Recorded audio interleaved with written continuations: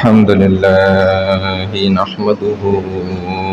ونستعينه ونستغفره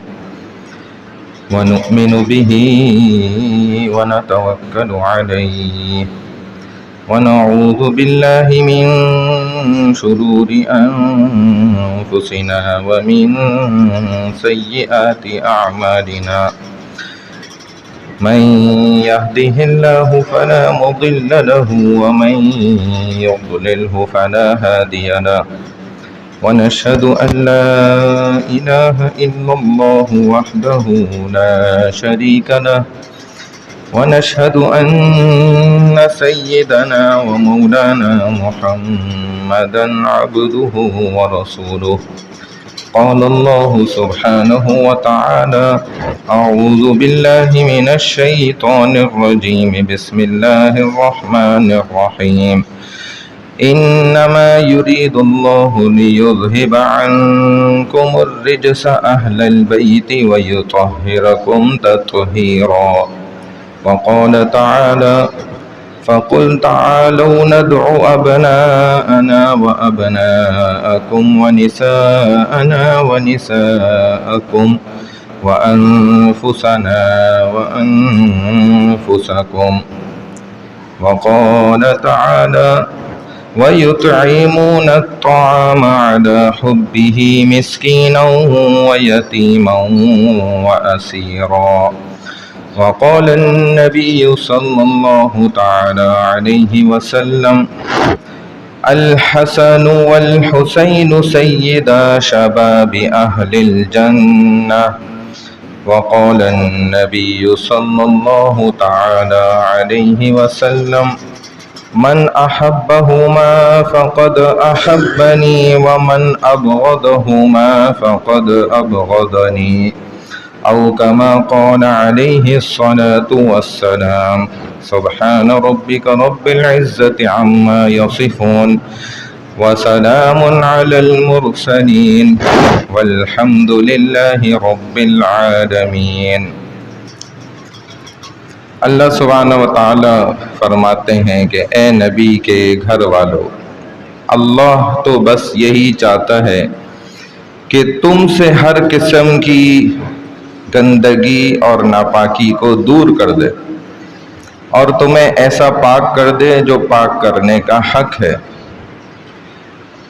حضرت حسین رضی اللہ تعالی عنہ کو ایک چادر میں رسول اللہ صلی اللہ علیہ وسلم فرما دیں کہ ڈھانپا اور یہ دعا فرمائے کہ یا اللہ یہ میرے اہل بیت ہیں، ان سے ہر قسم کی آلودگی کو آپ دور فرماتے۔ اس میں روایت میں آتا ہے کہ حضرت علی، حضرت حسن، حضرت حسین، حضرت فاطمہ رضی اللہ عنہم عنہا، ان سب کو رسول اللہ صلی اللہ علیہ وسلم نے ایک چادر میں ڈھانپا اور یہ دعا فرمائی۔ یہ آیت جو میں نے پہلی بھی آپ کے سامنے پڑھی نا وَيُطَهِّرَكُمْ تَطْهِيرًا، کہ اللہ ان کو پاک کر دے گا، اللہ نے ان کو پاک کر دیا گویا، ان کی تطہیر کا بیان ہے۔ پھر دوسری آیت جو پڑھی اس میں فرمایا کہ آپ کہہ دیجئے کہ آؤ ہم اپنے بیٹوں کو بلائیں اور تم اپنے بیٹوں کو بلاؤ، ہم اپنی عورتوں کو بلاتے ہیں تم اپنی عورتوں کو بلا لو، ہم اپنی جانوں کو بلاتے ہیں تم اپنی جانوں کو بلاؤ۔ کیا شان نزول ہے جب نجران کے عیسائیوں نے مباہلہ یعنی کہ بد دعا کرنے، یہ ایک طریقہ ہوتا تھا بد دعا کرنے کا، فیصلہ کیا جاتا تھا اس کے ذریعے سے، تو مباہلہ کا جب مرحلہ آیا تو حضور صلی اللہ علیہ وسلم نے فرمایا ٹھیک ہے میدان میں آ جاؤ بھائی۔ حضرت علی، حضرت فاطمہ اپنے نواسوں حضرت امام حسن، امام حسین رضی اللہ عنہ، ان کو اس آیت میں گویا کہ ان کا ذکر کیا جا رہا ہے، اور امام حسن کو اپنے ساتھ لے کر نکلے اور امام حسین رضی اللہ عنہ کو حضور صلی اللہ علیہ وسلم کے یہاں پر قرآن کی آیت نے گویا بیٹے قرار دیا کہ اس قدر محبت تھی۔ تیسری آیت جو پڑھی وَيُطْعِمُونَ الطَّعَامَ عَلَى حُبِّهِ، حضرت علی اور حضرت فاطمہ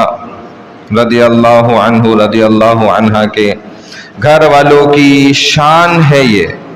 کہ جب انہوں نے اور ان کے بچوں نے یعنی امام حسن اور حسین نے مسلسل 3 روزے اس حالت میں رکھے کہ صرف پانی پر افطار کیا اور جو اپنا کھانا تھا وہ انہوں نے ضرورت مندوں کو میں تقسیم کر دیا، انہیں کھلا دیا، تو نبی علیہ الصلوۃ والسلام فرما رہے ہیں کہ سیدہ شباب اہل الجنہ، ان کے جو یہ اعمال ہیں نا ان کی بنیاد پر فرما رہے ہیں کہ حسن و حسین یہ تو جنت کے گویا نوجوانوں کے سردار ہیں، اور نبی علیہ السلام فرما رہے ہیں انہما ریحانتایا من الدنیا، کہ میرے تو حسن و حسین جو دونوں ہیں نا یہ دنیا میں گویا میرے لیے خوشبودار پھول ہیں دونوں، جو کوئی ان سے محبت کرے گا گویا وہ مجھ سے محبت کرے گا، جو مجھ سے محبت کرے گا گویا وہ رب سے محبت کرے گا، اور جو ان دونوں سے بغض رکھے گا یعنی کہ نفرت کرے گا تو وہ گویا مجھ سے نفرت کرے گا، جو مجھ سے نفرت کرے گا گویا وہ رب سے نفرت کرے گا۔ پھر رسول اللہ صلی اللہ علیہ وسلم نے ایک دن دیکھا دونوں بھائی نا ایسے کھیل رہے ہیں، دھوپ نکلی ہوئی ہے، تیز دھوپ چڑھی ہوئی ہے اور کھیل رہے ہیں وہاں دھوپ میں، تو رسول اللہ صلی اللہ علیہ وسلم نے جیسے دیکھا تو ایک ذرا تیز لہجے میں نا کہا ارے علی دیکھ نہیں رہے دھوپ کیسی چڑھ گئی ہے اور وہ دونوں بچے دھوپ میں کھیل رہے ہیں، تو میرے بچے دیکھو دھوپ میں کھیل رہے ہیں، ان کو دھوپ سے الگ کرو، چھائے میں لے کر آؤ ان کو جلدی سے، علی جلدی ایسا کرو۔ تو کیا رسول اللہ صلی اللہ علیہ وسلم کو یہ بات نہیں پتہ تھی کہ کربلا میں کیسی تپتی اور جھلستی اور جلا دینے والی دھوپ میں ان کی کیسے کیسے شہادت ہونے والی ہے، حضرت حسن کی کیسے الگ شہادت، بہرحال جانتے تھے رسول اللہ صلی اللہ علیہ وسلم کو معلوم تھا کہ میرا نواسہ کیسے پیاسا شہید ہوگا، کیسے ان کو حسن کو زہر سے تڑپا تڑپا کر جو ہے شہید کیا جائے گا، کیسے حسین کو کس طریقے سے اور کیا کیا وہ باتیں کہتا تھا لکھ کر جو اس نے بھیجی تھی کہ گھوڑے بھی ان کی لاش پر جو ہے نا دوڑانا، اللہ معاف کر۔ تو ایک دفعہ ان کے رونے کی آواز آئی نا تو رسول اللہ صلی اللہ علیہ وسلم بڑی تیزی سے آ گئے، جلدی جلدی آئے اور آتے ہی فرمایا کہ فاطمہ تمہیں پتہ نہیں ہے، اے فاطمہ تمہیں پتہ نہیں ہے کہ مجھے ان کا رونا جو ہے وہ دکھی کر دیتا ہے، یہ روتے ہیں تو میں دکھ میں چلا جاتا ہوں۔ یہ ہمارے نبی صلی اللہ علیہ وسلم ہیں جو ایسے فرما رہے کہ حسن و حسین سے اتنا پیار ہے مجھے کہ جس نے ان سے پیار کیا گویا اس نے مجھ سے پیار کیا، جس نے مجھ سے پیار کیا اس نے گویا رب سے پیار کیا، اور جس نے نفرت کی بغض رکھا تو اس نے گویا رسول سے بھی بغض کیا اور اللہ سے بغض کیا۔ اور فرمائے کہ یہ تو شہزادے ہیں جن کے ساتھ جو ہے کھیلنے میں شریک ہونے کے واسطے جبرائیل بھی آ جاتے ہیں۔ ایک مرتبہ حضرت جبرائیل علیہ السلام نا رسول اللہ صلی اللہ علیہ وسلم کے پاس حاضر ہوئے، اور عام طور پہ جب جبرائیل آتے تھے نا تو یہ حضرت دحیہ قلبی رضی اللہ تعالی عنہ جو بڑے خوبصورت صحابی تھے، شکل و صورت کے بہت خوبصورت تھے، بعض دفعہ کہتے ہیں کپڑا کالا ڈال کے چلتے تھے کہ کہیں میری خوبصورتی سے لوگ نہ کسی فتنے میں نہ پڑ جائیں، چھپاتے تھے اپنا، تو ان کا خوبصورت چہرہ تھا، جبرائیل اکثر ان کی شکل و صورت میں آتے تھے۔ ایک دفعہ آئے کھڑے تھے، پیچھے سے حضرت حسین آئے اور ان کو پکڑ لیا بڑا ٹائٹ کر کے کہ دحیہ ہماری ٹوفیاں کدھر ہیں، جیسے آج کے بچے بولتے ہیں کہ ہماری وہ میٹھی چیزیں کدھر ہیں۔ اس زمانے میں بھی حضرت دحیہ کی عادت تھی کہ ان حسن و حسین کے واسطے وہ کھجوریں لاتے تھے میٹھی، جیسے میٹھی چیز لاتے ہیں نا بچوں کو دیتے ہیں، تو انہوں نے آگے ایسے مضبوطی سے پیچھے سے نا پکڑ لیا، جبرائیل کو پکڑا، حقیقت میں تو وہ تھے دحیہ قلبی کی حالت۔ تو رسول اللہ صلی اللہ علیہ وسلم فرمانے لگے ارے ارے چھوڑو بھائی، یہ کوئی دحیہ نہیں ہے، یہ تو جبرائیل ہے۔ جبرائیل جو ہے وہ اس شکل صورت میں آتے، وہ تو بچے اپنی ٹوفیوں کے پیچھے پڑتے ہیں۔ हुजूर सल्लल्लाहु अलैहि वसल्लम जुम्मे का खुतबा दे रहे थे और कहते हैं कि सामने दरवाजे पर ना दोनों आ गए, हसन हुसैन, कम उम्र के बच्चे लड़खड़ा रहे चलते हुए, और रसूलुल्लाह सल्लल्लाहु अलैहि वसल्लम ने जैसे ही देखा ना तो आप एकदम मेंबर से उठे और सहाबा जमघटा लगा हुआ है और सहाबा की मजलिस को चीरते हुए जो है ना निकल के जा रहे हैं। तो सहाबा भी हैरान हो रहे हैं कि ये किस ऐसी खासियत वाले अमल की वजह से हमारी सफ़ों को भी चीरते हुए और खुतबे को छोड़ के जा रहे हैं। और रसूलुल्लाह सल्लल्लाहु अलैहि वसल्लम ने जाते ही वहाँ पर और सीधे हाथ से जो है ना कहते हसन को उठाया और उल्टे हाथ से हुसैन रजी अल्लाह तआला, और उठाकर लेकर ना वापस आए और फिर मेंबर पे बैठे और सीधे हाथ की रान के ऊपर ना हजरत हसन को उठा के यहाँ बिठा लिया और उल्टी रान पर जो है हजरत हुसैन को यहाँ पर बिठाया। और ये इस वजह से था कि हसन चूँकि उम्र में बड़े थे तो उनका ये इकराम और एजाज़ था कि इसको ज़्यादा फजीलत मिली, उनको सीधे हाथ से इसीलिए उठाया और दोनों को मेंबर पे लाके अपने पास बिठाकर और कहते हैं वहीं से उन्होंने खुतबा ना शुरू कर दिया। अब अरब लोगों के यहाँ तो सरदारी का निज़ाम था और बड़े जंगजू किस्म के लोग होते थे, इनके यहाँ तो ये बातें बड़ी ऐब समझी जाती थी। यानी कोई आकर उनके बुधवारे में जो बुतों को जहाँ उन्होंने रखा होता था, गाड़ा हुआ होता था, उधर अगर कोई पखाना कर दे तो वो उनके नज़दीक इतना बुरा नहीं था जितना बच्चे को मतलब उठा लेना। कभी अपने सगे बच्चे को वो नहीं गोद उठाते थे, इस कदर मायूब समझा जाता।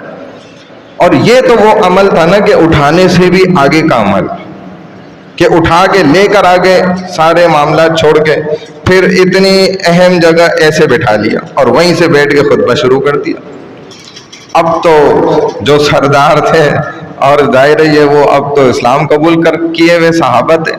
देख के लेकिन जो एक ज़माने जाहिलियत की आदत थी ना गुट्ठी में पड़ी हुई, तो हैरान रह गए और कहने लगे कि या रसूल अल्लाह ये क्या, ये आपने क्या किया? तो रसूलुल्लाह सल्लल्लाहु अलैहि वसल्लम फरमाने लगे कि मैं तो ऐसे ही करता हूँ। और मैं इतना प्यार,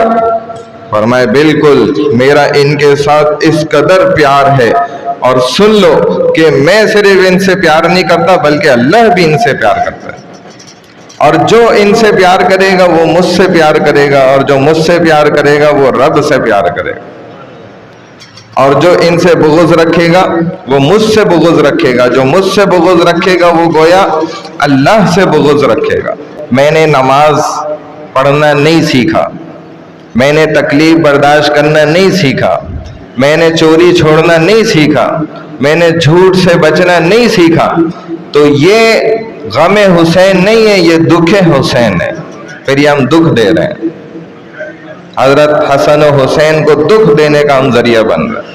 अगर हमसे गुनाह नहीं छूट रहे, क्योंकि उन्होंने उस वक्त भी जाहिर करके साबित करके दिखा दिया कि देखो नमाज किसी हाल माफ नहीं है।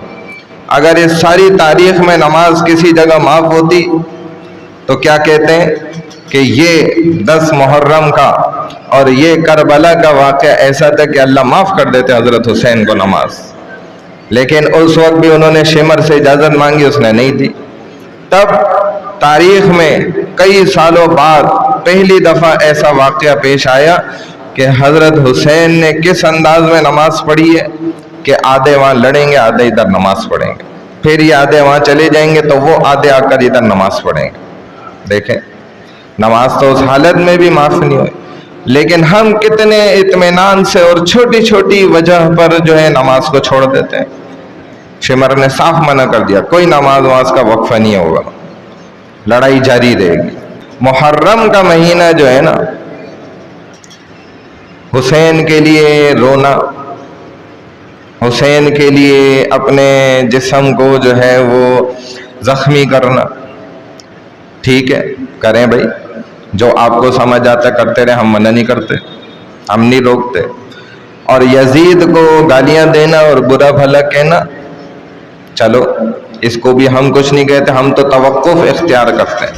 خاموشی اختیار کرتے ہیں اس عمل پہ۔ یہ تو اللہ کیا کھلے گا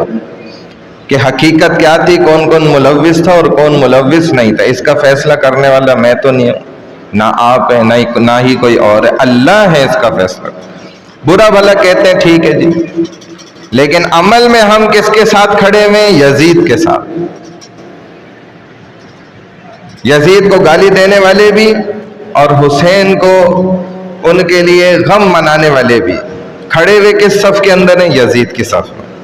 کیونکہ اعمال تو سارے یزید والے ہو رہے ہیں۔ حسین کے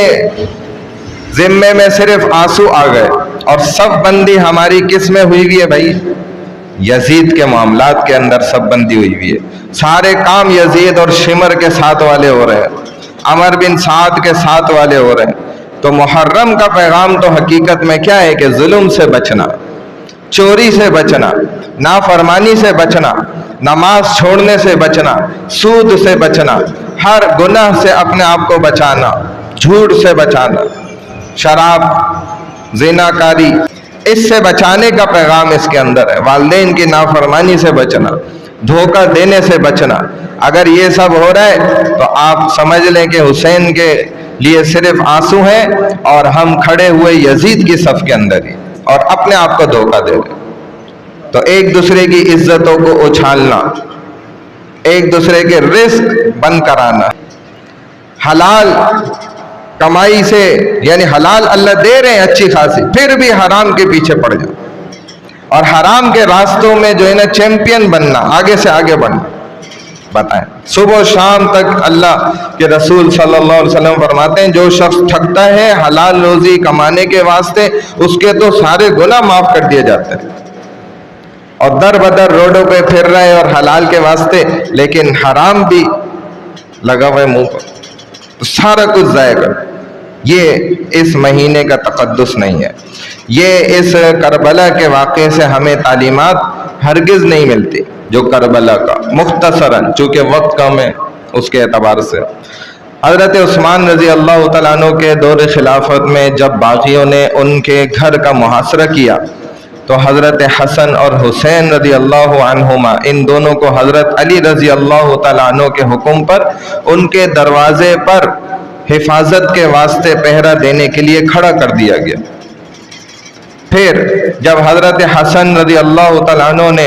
امت کی وحدت کے لیے حضرت معاویہ رضی اللہ تعالیٰ عنہ سے صلح کی تو حضرت حسین اگرچہ اس فیصلے پر دل سے مطمئن نہیں تھے، لیکن اپنے بھائی کی اطاعت میں خاموشی اختیار کرتے ہوئے وہ بھی اس صلح پر قائم رہے۔ حضرت معاویہ کی رضی اللہ تعالیٰ عنہ کی وفات تک آپ نے کبھی بھی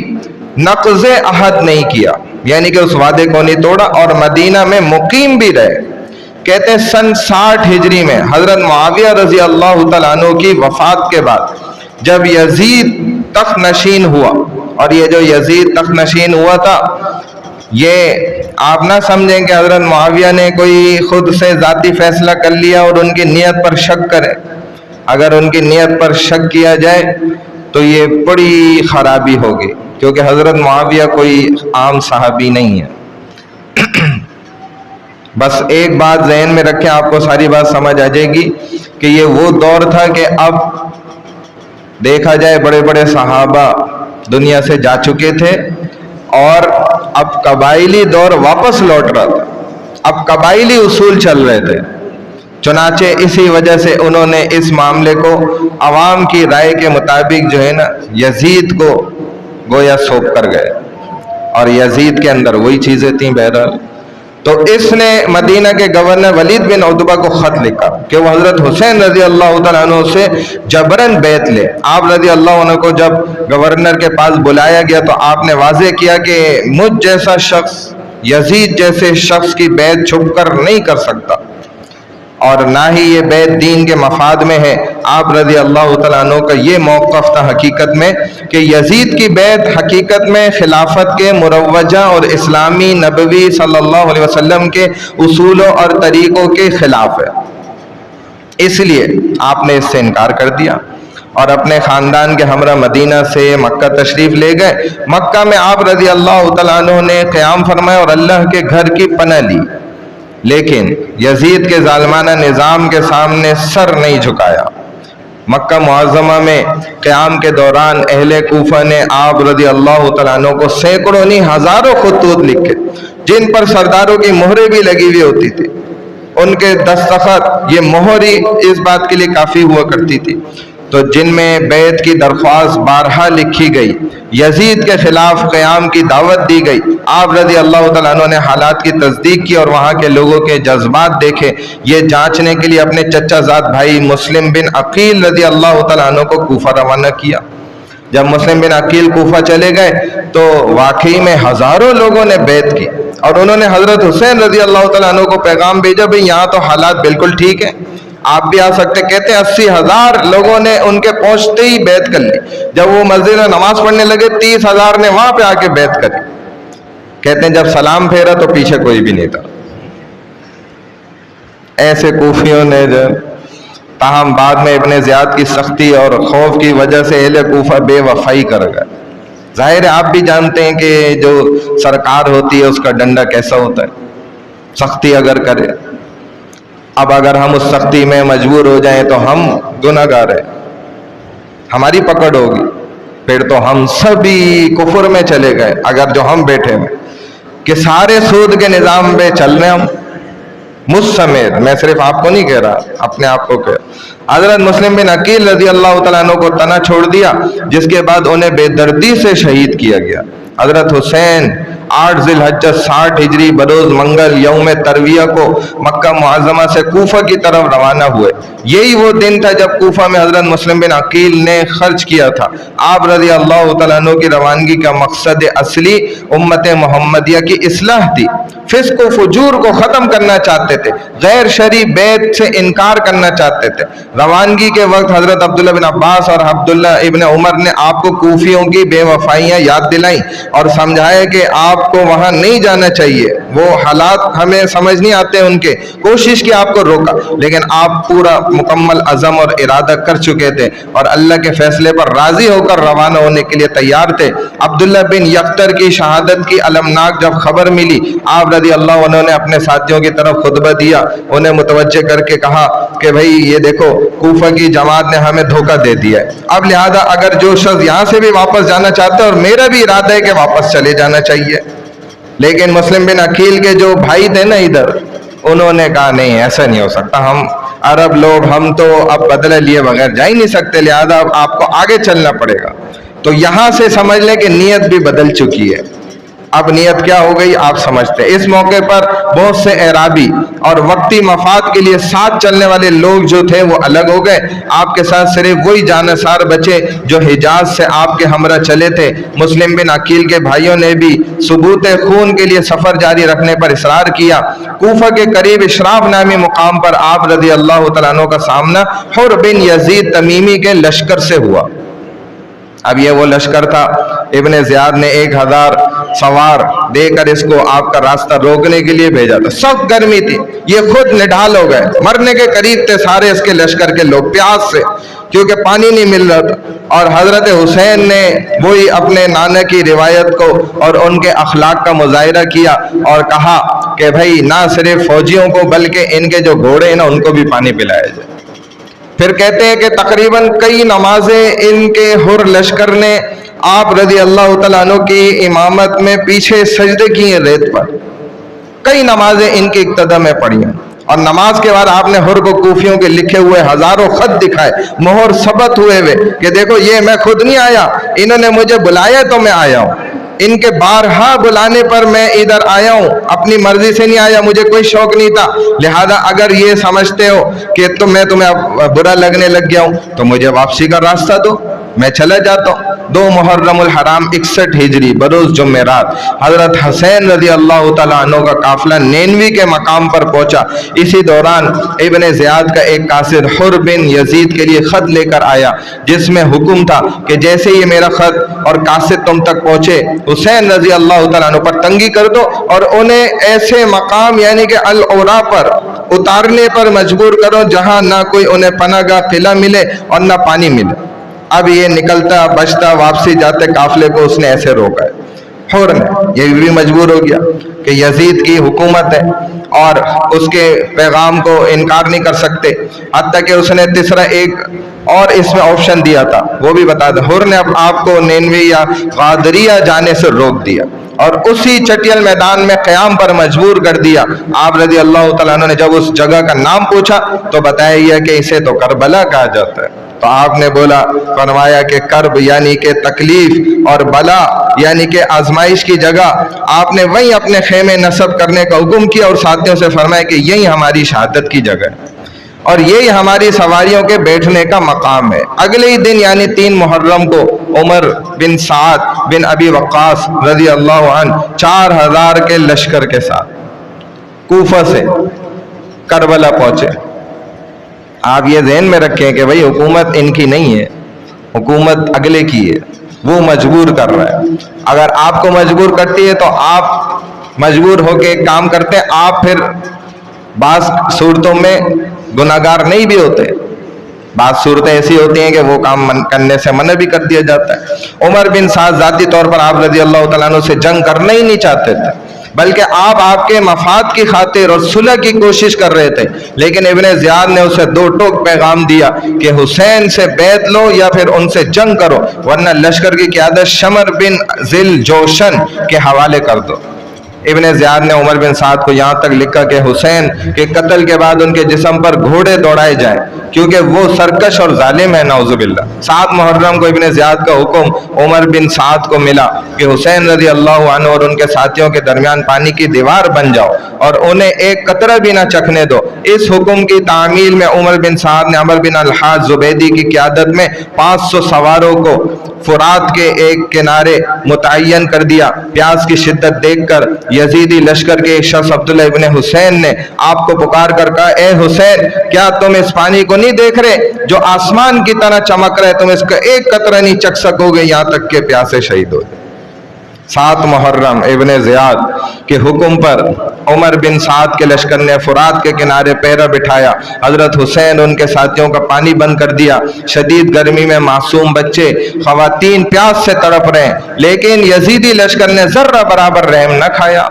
آپ رضی اللہ تعالیٰ عنہ نے بارہا دشمن کو اللہ اور اس کے رسول کا واسطہ دیا، لیکن ظالموں کا مطالبہ کیا تھا کہ صرف یزید کی بیعت کرنا۔ پیاس کی شدت میں آپ کے بھائی حضرت عباس رضی اللہ عنہ نے کچھ پانی لانے کا جرت کری، دشمن نے گھیرا تنگ کر دیا۔